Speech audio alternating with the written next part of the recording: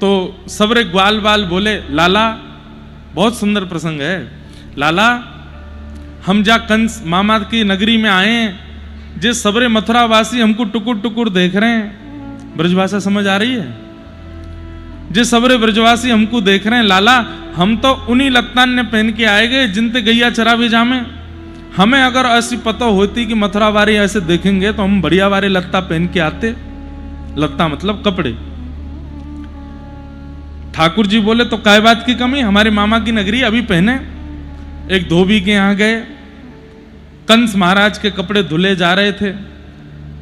भगवान कृष्ण ने जाकर के कहा, भैया हमको नहीं कि ये लत्ता पहनाए दो, सब लोग हमको देख रहे हैं। कंस, पूरी मथुरा नगरी ठाकुर जी को देख रही थी। ये वही कृष्ण हैं जिन्होंने पूतना मारी, ये वही कृष्ण है जिन्होंने गिरिराज जी उठाए, ये वही कृष्ण है जिन्होंने अघासुर बकासुर धेनुकासुर सबको मारा। और कई लोग तो काना फूसी कर रहे हैं, ये वही कृष्ण है जो कंस को भी मारेंगे। तो सब देख रहे थे ठाकुर जी को। अटारियों पर भीड़ लगी है, जंगलों पर लोग खड़े हैं, द्वार पर लोग खड़े हैं केवल कृष्ण को देखने के लिए। तो ठाकुर जी एक दर्जी के, एक धोबी के पास गए और जाके बोले, हमें ये लत्ता दे दो, सब हमको देख रहे हैं। धोबी बोले, कौन हो तुम? बोले, मैं कृष्ण हूं, वृंदावन से आया हूं, मामा कंस ने बुलायो है। अच्छा, तो तुम वही कृष्ण हो जो आज कंस के हाथों मरोगे?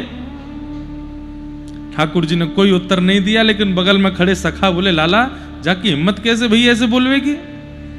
अरे हमें कोई लत्ता वत्ता ना चाहिए, चल यहां से, हमारा अपमान कर रहा है। ठाकुर जी बोले, रुक जाओ, अरे भैया हम अब मरे को कौन, ये तो समय बतावे को, लेकिन आप ये लत्ता हमको दे दो, हम पहन लें।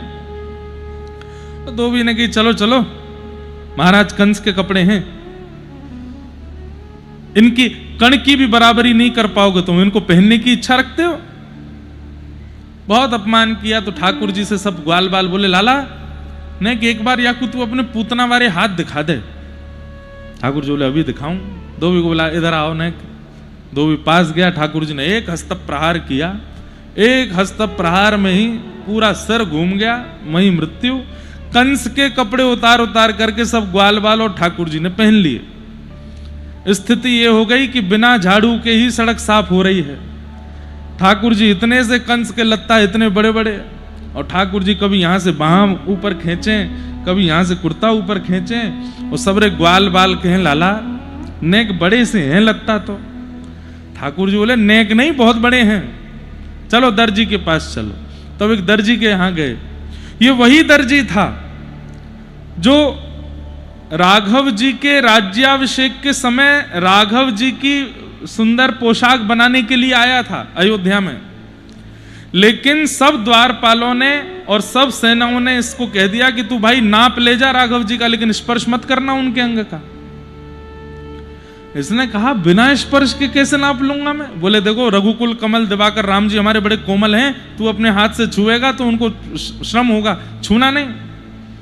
और दो तलवार वाले उसके गर्दन पर तलवार रख के उससे नाप लिबा रहे, वो दूर दूर से नाप ले रहा था और रोए जा रहा था। परमात्मा के इतने सन्मुख आकर के भी स्पर्श नहीं कर पा रहा। दूर से ही कमर का नाप लेवे, दूर से ही चरणों का नाप लेवे, गले का नाप। ठाकुर जी इतने भावुक हो गए। ठाकुर जी ने उसको कहा, सुन, द्वापर में तू फिर दर्जी बनेगा और मैं कृष्ण बनूंगा, और तब अब तो तू आया मेरे पास, तब मैं आऊंगा तेरे यहां, तब तू खूब उमड़ घुमड़ के जहां जहां स्पर्श करना हो सब कर लेना। ठाकुर जी ने जैसे ही देखे ये कंस के वस्त्र इतने बड़े बड़े, ठाकुर जी को तुरंत याद आई, अरे वो दर्जी है मथुरा में, वहां चलो। जैसे ही ठाकुर जी पहुंचे, उस दर्जी को इस जन्म में पता नहीं था, लेकिन जैसे ही श्याम सुंदर को आते देखा, एक क्षण के लिए नेत्र बंद हुए, पूर्व जन्म का पूरा स्मरण हुआ, तुरंत याद आ गया, अरे इन्होंने वचन दिया था कि आएंगे। ठाकुर जी को भीतर लेकर के बोले, अब तो मैं अच्छे से नाप लूंगा। बोले, ले ले।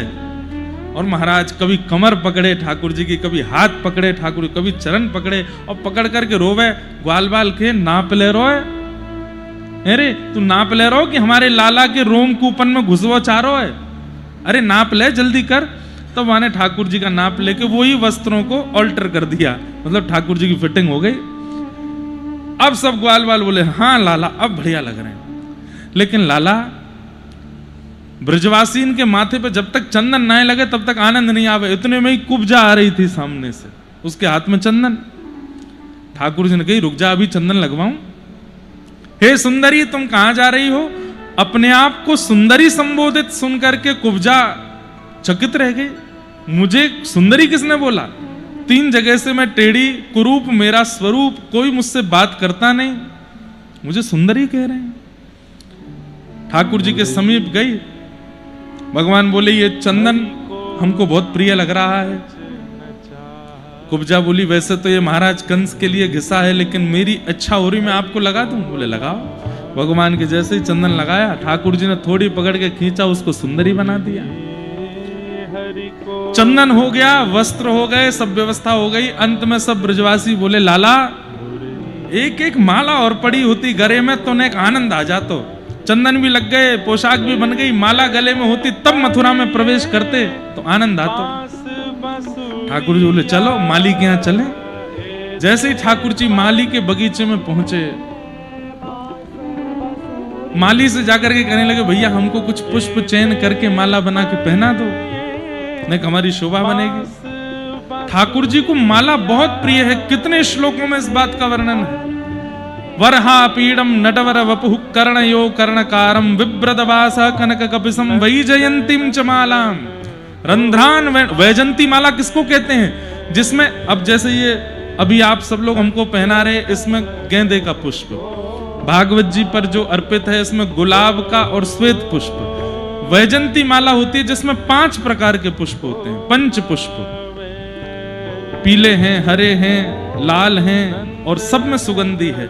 और ऐसे नहीं कि बस भर दिए एक के ऊपर एक, उनकी सुंदरता ऐसी है कि बस ठाकुर जी प्रसन्न हो जाए उसको देख के। वही जयंतीम चमाला। तो ठाकुर जी ने जाके माली से कहा कि हमको माला पहना। माली बोला सारे पुष्प कंस के सभा में सजावट में लग चुके हैं, अब बगीचे में कुछ नहीं बचा। तो भागवत जी में वर्णन आता है कि जब बगीचे के भीतर पौधों ने देखा कि श्याम सुंदर बाहर खड़े हैं और हमारा चयन करने के लिए आए हैं, और हम इतने दुर्भाग्यशाली कि हमने अपने ऊपर उत्पन्न हुए पुष्पों को कंस की सभा में भेज दिया, तो सारे पौधों ने मन में विचार किया कि हमारा जीवित रहना, हमारा पौधा बनना धिक्कार हो गया कि हम ठाकुर जी की सेवा नहीं कर पा रहे। तब उन सब ने ब्रह्मा जी से प्रार्थना की, हे विधाता, आपका नियम है कि महीना 2 महीना में हम पे पुष्प आता है, लेकिन आज सुबह ही हमारे पुष्प तोड़ लिए गए हैं कंस की सेवा के लिए, लेकिन हम तो वास्तव में पृथ्वी पर इनकी सेवा के लिए आए हैं। कृपा करके भले ही हमारे प्राण हरण कर लीजिए, लेकिन अभी इसी वक्त पुष्प प्रकट कर दो ताकि हम इनकी सेवा कर सकें। और ब्रह्मा जी ने उन सब के भाव को पूर्ण किया, और सुबह जो पुष्प तोड़े जा चुके थे, पौधे सब खाली थे, लेकिन ब्रह्मा जी से प्रार्थना करने पर पौधों में फिर से पुष्प प्रकट हो गए। बाहर खड़े खड़े ठाकुर जी माली से कह रहे हैं भैया देख लो, एक आध फूल हो तो दे दो, कान पे लगा लेंगे हम। अरे हम कह रहे हैं ना भीतर पुष्प नहीं है। ठाकुर जी को इतने में सुगंधी आई। ठाकुर जी बोले सुनो, देख लो बस एक बार। वो देख क्या लो, मैंने ही तोड़े। बोले देख लो ना, हमारी मान के एक बार देख तो लो। माली ने जाकर के जैसी बगीचे में देखा, आहा, जिन पुष्पों की आकृति सूक्ष्म होती थी, आज वे पुष्प भी इतने सुंदर सुंदर विहद विहद ऐसी अद्भुत सुगंधियों से पुनः प्रकट हो गए। माली सिर पकड़ के बैठ गया, मैंने सुबह ही सारे पुष्प तोड़े थे, ये कहां से आ गए सब? चलते फिरते सब काम। तब ठाकुर जी बोले पुष्प पृथ्वी पर मानवों के लिए नहीं आता है, मेरे लिए आता है, ये मेरी सेवा के लिए ही प्रकट होता है। राधा रानी से चलते अब आप सुंदर माला चयन करके पहनो। तो महाराज जी का जो प्रश्न था उसमें महाराज जी की जो संवेदना है वो बहुत उचित है कि पुष्प में भी जीव होता है, उसको हम क्यों तोड़ते हैं। लेकिन वास्तव में पुष्प अगर नहीं तोड़ा जाए तो जीवन भर वो केवल वृक्ष पर टंगा टंगा टंगा एक दिन सूख करके अपने प्राण त्याग देगा। ये वैसा ही हो गया कि व्यक्ति केवल संसार में लगा रहा, लगे लगे लगे एक दिन अपने प्राण छक दिए। लेकिन जैसे गुरु एक बार जीवन में आकर के उस व्यक्ति को राघव जी की शरणागति करा देता है, ऐसे ही माली रूपी गुरु जाकर के पुष्प की माला बना करके जब राघव जी के चरणों में पहनाता है तो उस पुष्प का जीवन भी धन्य हो जाता है। वह भी आनंदित हो जाता है कि चलो कृपा मुझ पर जो मुझे ठाकुर जी के चरणों में अर्पित किया। एक बार हम बद्रीनाथ में कथा कर रहे थे, वहां मुझसे किसी ने कहा, महाराज जी गैयाओं का दूध हम लोग पी जाते हैं, जो बछड़ा बछियाओं का अधिकार होता है वो हम लोग पी जाते हैं, हम लोग घी बना लेते हैं, मक्खन बना लेते हैं, और कुंटलों कुंटलों घी मंदिर में लगा दिया जाता है, ठाकुर जी को इससे अच्छा नहीं लगता होगा। मैंने कहा ऐसा नहीं, गैया मानवों के लिए आई ही नहीं थी पृथ्वी पर, वो ठाकुर जी के लिए आई थी, वो ठाकुर जी के लिए कामधेनु प्रकट हुई है। वो बात अलग है कि जब ठाकुर जी लीला पूरी करके गए तो सबको निधियां दे गए, उसमें एक गैया भी कि भाई इनकी सेवा करो। और जब रत्न प्रकट हुए समुद्र मंथन में, उसमें 2 रत्न मानवों को प्राप्त हुए, शंख और कामधेनु गाय।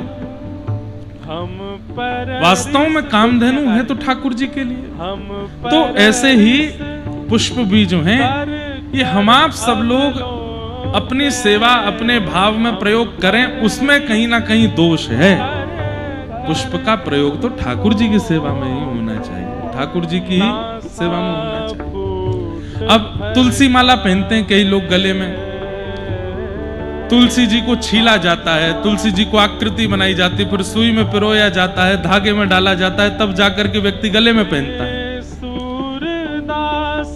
अब देखा जाए तो हम कष्ट दे रहे हैं, लेकिन तुलसी जी का प्रादुर्भाव ही इसीलिए हुआ है कि वो मानव के तन से स्पर्श करके मानव को ठाकुर जी के योग्य बनावे।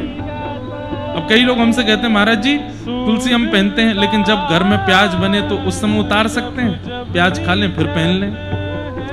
हमने कहा तुलसी पहनो ही मत फिर। क्यों?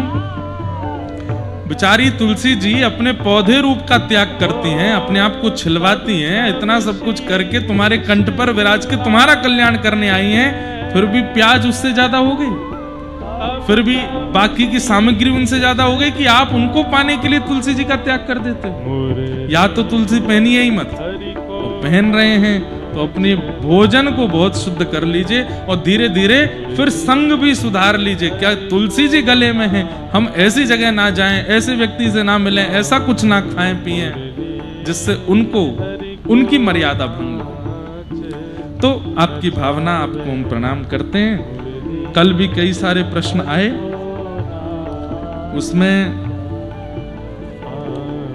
मैं तो भूल और गया कौन सा वाला बताना था।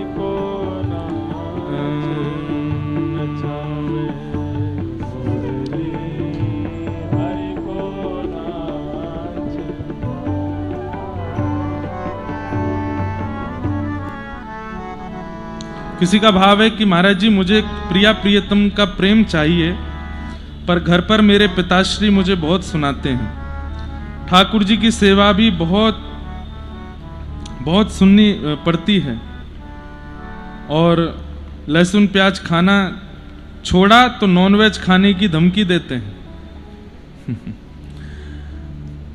आपके वैसे तो बोलना नहीं चाहिए हमें, हम पिताजी को कुछ नहीं बोलेंगे, पर आपको बोल देते हैं, इसी से आप समझ जाना कि आप प्रहलाद हो।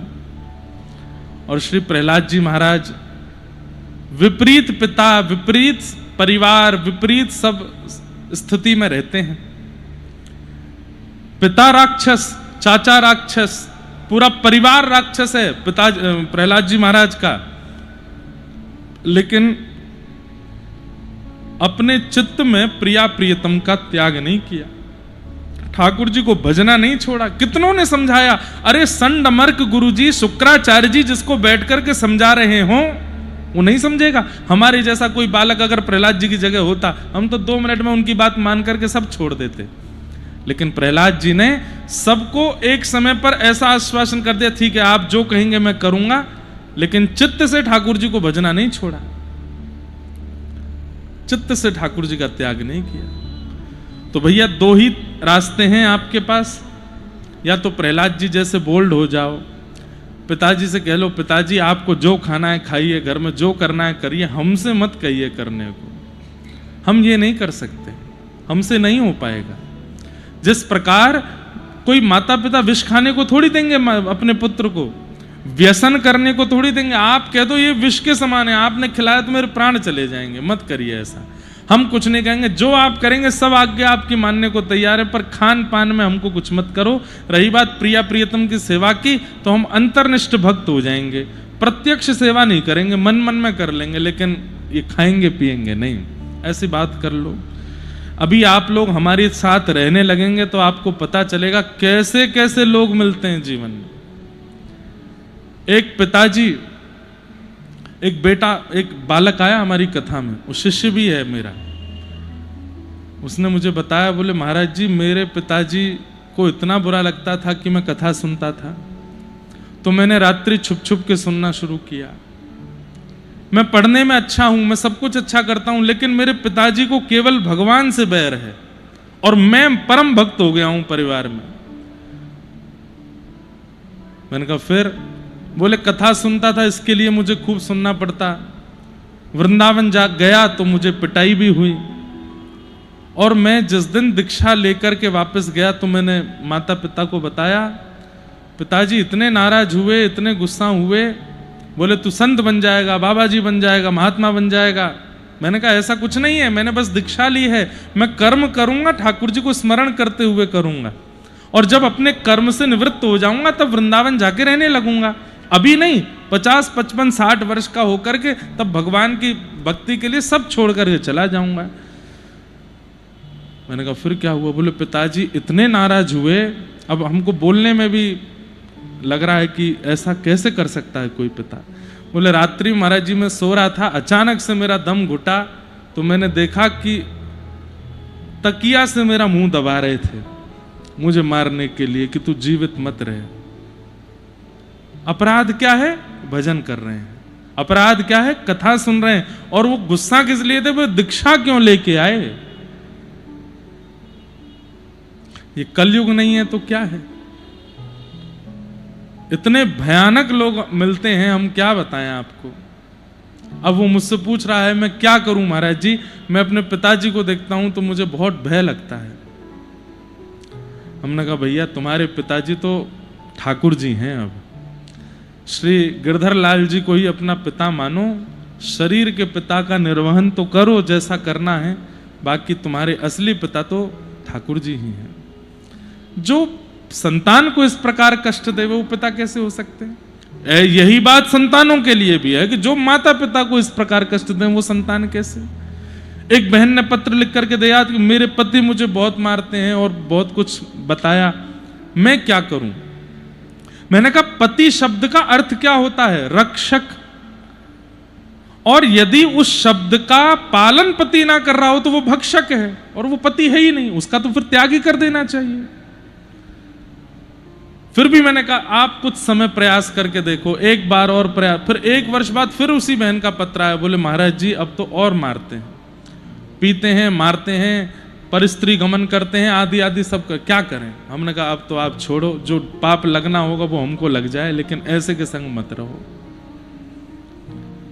पति शब्द का मतलब रक्षक, पति शब्द का मतलब नाथ, पति शब्द का मतलब स्वामी, और जो इन शब्दों के अर्थ का पालन ना करता हो वो पति कैसा? ऐसी पुत्र, पुत्र शब्द का अर्थ क्या है? बोले जो पुम नामक नरक से तारे अपने माता पिता को, उसको पुत्र कहते हैं। लेकिन जो जीते जी संसार को नरक बना दे वो पुत्र कैसा? लेकिन किसी भी परिस्थिति में उसको मृत्यु दंड देना या उसको मारना या उसको, ये तो उपाय नहीं है। त्याग कर सकते। जाके संग कुमति उपजत है, पड़त भजन में भंग, तजोरे मन हरि विमुखन को संग। उनका संग मत करो। ऐसे बहुत प्रश्न आते हैं कि अगर आपको पढ़ा दिए जाएं तो आपकी रूह कांप जाए। ऐसे ऐसे लोग हैं संसार में। इसलिए भैया खूब भजन कीजिए, खूब नाम जपिए, कथा सुनिए, और ये अंतिम जन्म हो आपका, ये निश्चित करके जाइए यहां से, दोबारा ना आना पड़े इस संसार में, क्योंकि इसके बाद जो समय आने वाला है वो बहुत खतरनाक होगा। अगर किसी भी प्रकार के कर्म के कारण हमारा पुनर्जन्म हो गया तो हम नरक में जन्म ले रहे हैं ऐसा ही मान के आइएगा। ये पृथ्वी योग्य नहीं रह जाएगी कुछ समय बाद। हम तो अपनी हर कथा, हर सेवा, हर धाम यात्रा, हर नियम में केवल एक ही संकल्प करते हैं कि हे ठाकुर जी, इस जन्म में या तो दर्शन दीजिए, इतना योग्य नहीं लगता हूं तो कम से कम ये अंतिम जन्म हो ऐसा कर दीजिए, पुनर्ना आना पड़े।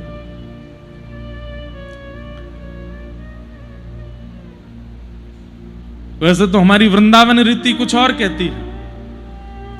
वृंदावन को भजने वाला, वृंदावन में जन्म लेने वाला, वृंदावन में मृत्यु को प्राप्त करने वाला, दिन रात वृंदावन का गुण गाने वाला, वह वैकुंठ नहीं जाता, वो स्वर्ग नहीं जाता, वो गोलोक नहीं जाता, वो पुनः वृंदावन में ही जन्म लेता है। लेकिन प्रकट रूप में वृंदावन में नहीं, अप्रकट वृंदावन एक और है। एक अप्रकट वृंदावन है जिसको निज वृंदावन कहते हैं, वो वहां जन्म लेता है। वहां प्रिया प्रियतम प्रत्यक्ष लीला करते हैं। स्वामी श्री हरदास जी महाराज, मीराबाई, श्री उद्धव जी महाराज, श्री सूरदास जी महाराज, ये सब उस निज वृंदावन में प्रकट रूप से विद्यमान हैं और वहां ठाकुर जी की प्रिया प्रियतम की नित्य लीला। तो हम कहते हैं जन्म देना नहीं, देना हो तो निज वृंदावन में दे देना, इस संसार में नहीं। यहां से तो हम जितना जल्दी निकल सकें अच्छा है। भैया आप अपने जीवन में सुई भर का काम कर दीजिए, उस सुई को मूसल बनाने का काम दुनिया कर देगी। इतना खतरनाक है ये संसार। इसलिए भैया बस ठाकुर जी का भजन करो। सब प्रश्न हैं, बहुत कुछ संसार में चल रहा है, सबको प्रणाम करो। आपका उद्देश्य क्या है? इसकी बात से मुझे बुरा लग गया, इसने मुझे बुरा कह दिया, इसने मेरा अपमान कर दिया, ये मेरे से पीछे पड़ा है, इसने मेरे पे मुकदमा कर दिया, ये आपका उद्देश्य नहीं है कि उनसे उलझो। आपका उद्देश्य है श्री राघव जी ठाकुर जी आपको मिलें, करने दो जो कर रहे हैं, आप तो अपने उद्देश्य को रखो। हम बैठे हैं यहां पर, सम्मान मिलता है, अपमान भी बहुत मिलता है, लेकिन ध्यान नहीं देते। करना क्या है उस, वो उद्देश्य नहीं है मेरा, उसके लिए थोड़ी आया हूं मैं। व्यास मंच मिला है, बोलने को गला मिला है, गाने को स्वर मिला है, उससे मैं ठाकुर जी की सेवा करूं ना। उनका काम है वो बोलते रहें, मेरा वो उद्देश्य नहीं कि मैं उनको उत्तर देने जाऊं या उनके कहे गए शब्दों से बुरा मानूं। नहीं, ठाकुर जी की सेवा करनी है, उसके लिए आए हैं। अपना उद्देश्य करके चलो, काम करते चलो, नाम रटते चलो, हर समय कृष्ण का ध्यान धरते चलो, मुरली वाले को मन से रिझाते चलो, कृष्ण गोविंद गोपाल गाते चलो।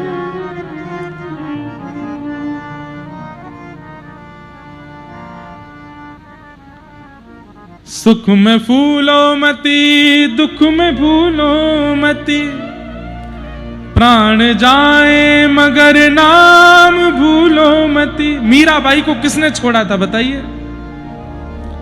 नृत्य कर रही थी ठाकुर जी के आंगन में और लोग बाग, अरे नाचने वाली आ गई, इसका काम क्या है? अरे ये तो ऐसी है, ये तो वैसी है, क्या क्या नहीं बोल देते थे मीराबाई को। अपने घर की बेटियों को दूर कर देते, इसको मत देखना, इसकी छाया पड़ गई तो इसके जैसे नाचने गाने लग जाओगी तुम भी मंदिरों में जाके। पर गुसाई जी ने एक दिन क्या देखा, पता नहीं क्या देखा, ठाकुर जी की गले की माला उतार करके सबके सामने जाकर के मीराबाई के गले में पहना दी। कहने वाले लोगों ने गुसाई जी को पकड़ लिया, आप कैसे कर सकते हैं? ठाकुर जी के गले की माला उतार के आपने ये नाचने वाली के गले में डाल दिया। बोले तुमको नाचने वाली दिख रही है, तुमको गाने वाली दिख रही है, क्योंकि तुम्हारी बुद्धि में वही है। लेकिन मैंने क्या देखा, जब मीरा नाच रही थी तब सामने खड़े श्याम सुंदर के दो दांत दिखाई दे रहे थे, वो हंस रहे थे, वो प्रसन्न हो रहे थे, उनको सुख दे रही थी। वो तुम्हारे लिए करती ही नहीं है, वो ठाकुर जी के लिए करती है। इसलिए संसार पर ध्यान मत दीजिए, ये तो हर दिन और बदतर होता जाएगा। आप केवल अपने उद्देश्य को स्पष्ट करते हुए उस पर चलिए। श्याम सुंदर को पाना है तो ये बात सुनिएगा, अगर ये उद्देश्य नहीं है तो फिर आप वैसे ही रहिए जैसे हो। पर आपका उद्देश्य ठाकुर जी हैं तो इस संसार की बातों में ज्यादा पड़िए मत।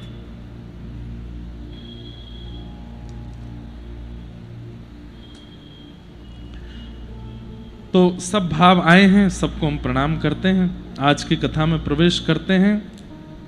कल हम लोगों ने भागवत जी के मंगलाचरण और सूत जी महाराज के प्रारंभिक सत्र को सुना।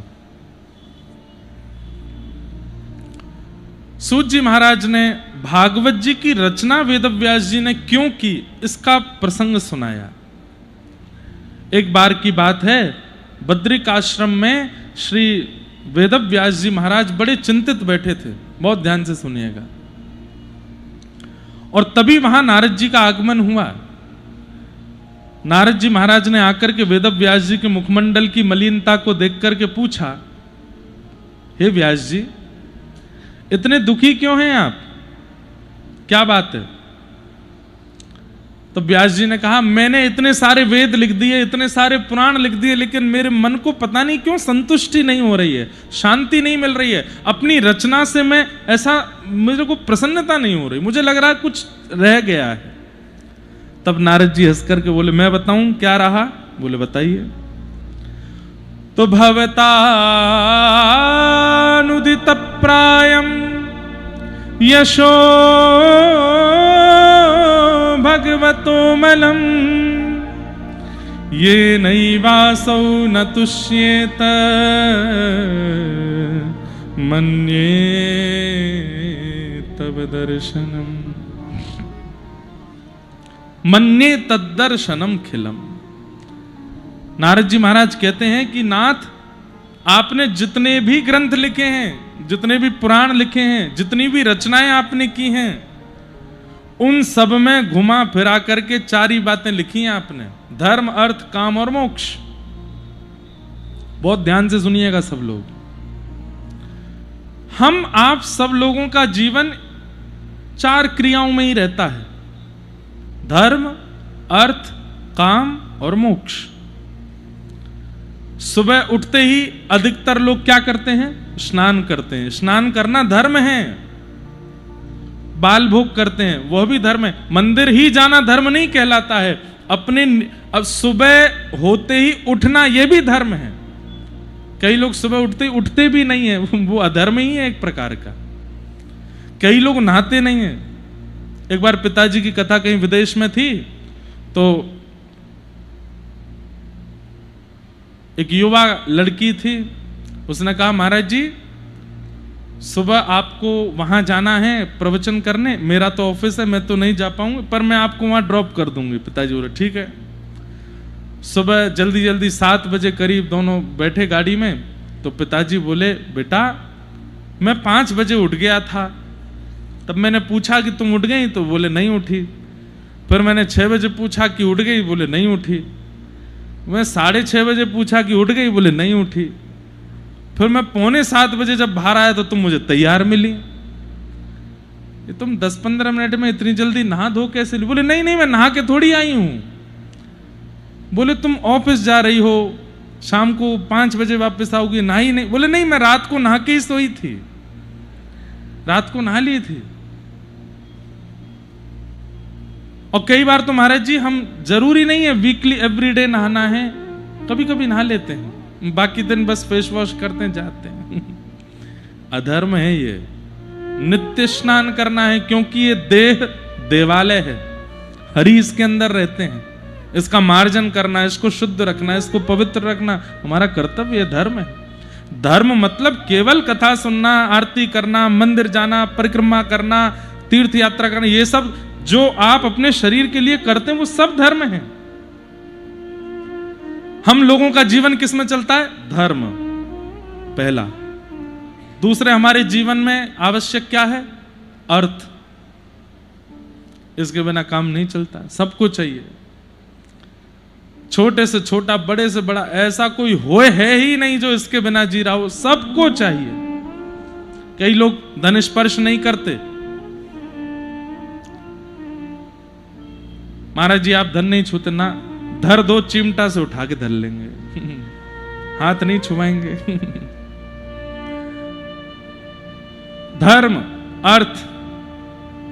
और दूसरा है काम। काम का मतलब केवल काम स्वरूप नहीं है, काम का मतलब कामना सबकी होती है।